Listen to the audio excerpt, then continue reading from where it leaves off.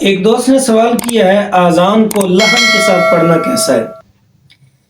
علماء فرماتے ہیں کہ اذان ایسا بندہ دے جو تلفظ کے ساتھ اس کی ادائیگی کر سکتا ہے۔ ہمارے ہاں عموماً آج کل نوجوان اس طرف بہت کم آتے ہیں، تو بزرگ دیتے ہیں، تو پرانے بزرگ جس طریقے سے پڑھے ہیں وہ اسی طریقے سے اذان دے دیتے ہیں، بے تک کے الفاظ کو کھیتے ہیں۔ ایسے لوگوں کو چاہیے کہ اپنے امام صاحب سے اپنی اصلاح کروائیں، کسی اچھے قاری کے ساتھ پاس بیٹھ کے اپنے تلفظ کو درست کریں کہ ایسی اذان جو صحیح تلفظ کے ساتھ ادا نہ کی جائے، یعنی الفاظ کا ایک دوسرے کی جگہ رد و بدل کرنا، مثلا حمزہ کی جگہ ہا پڑھنا، یا ایک لفظ کی جگہ دو حرف آپس میں حرفوں کو ملا دینا، تو ایسی اذان واجب الاعادہ ہے، اس اذان کو دوبارہ دینا چاہیے اور اپنی ایسے لوگوں کو اصلاح بھی کرنی چاہیے۔ ایسے طریقے سے اذان دی گئی اسے کہتے ہیں لحن کے ساتھ اذان دینا، تو ایسی اذان نہیں ہوگی۔ اذان کو درستگی کے ساتھ ادا کریں۔